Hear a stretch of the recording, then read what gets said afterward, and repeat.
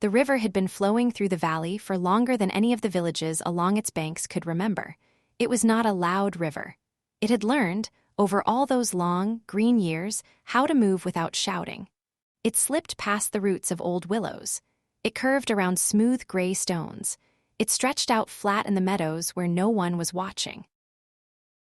Tonight, the slow river was at its most gentle. The moon was a pale coin somewhere high above it, and the water had decided to carry the moon for a while. A small listener, warm under their blanket far from the valley, could imagine kneeling at the bank and dipping a quiet hand into the water. It would not splash. It would not even ripple much. It would only cool the fingers and then let them go. Along the river lived small, considerate lives.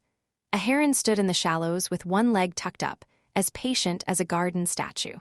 A mouse in a reed bed was tidying her home with the small, careful movements of someone who has done this every evening for her whole life.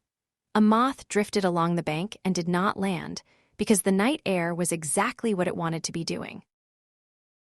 None of them were in a hurry. The river had taught them, slowly over generations, that hurry does not belong here. Farther down the valley, the river passed beneath an old stone bridge. The bridge had a moss-soft step on the side where the walkers liked to rest. A child, earlier in the day, had dropped a leaf from that step, and the leaf had floated out from under the bridge, turning gently on its own small pond of water, and then drifted on down the valley. The leaf was still drifting now, though much farther. It was in no particular hurry either. The river held it. The river did not choose favorites. The small listener, far from the valley, could almost feel the leaf in their hand. They could almost see the moon in the water. They could almost hear the river, which sounded a little like breathing, and a little like the inside of a seashell, and a little like nothing at all, which is also what perfect quiet sounds like.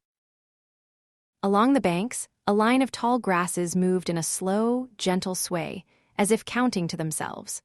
A duck asleep on a small island tucked her head deeper into her chest.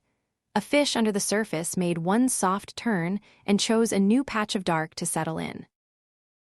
The river carried on. It carried the moonlight. It carried the slow drift of the leaf.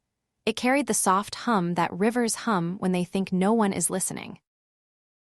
At the old mill, where the wheel had not turned for many years, the river slipped past without any business to do. The mill stood quiet in the dark, its windows black, its beams safe. Swallows that had lived under the eaves all summer were asleep now, each one a small warm stone tucked into a cool corner. The river bent the way rivers do and moved past the mill and into the long, soft stretch that led to the sea. That was a walk of many miles. The river was in no hurry to get there. It never was. The sea would still be there in the morning and in 1,000 mornings after that. The small listener pulled their blanket a little higher. Their breathing slowed. Their hand unfolded on the pillow. The river, far away in its valley, kept its own slow time. In and out, the water moved, the moon moved, the whole night moved, gently, without asking anyone to keep up.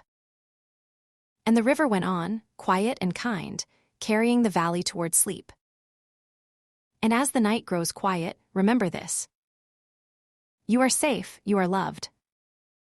And it's time to rest. Sweet dreams from the Happy Dreamer Company, Crescent Moon.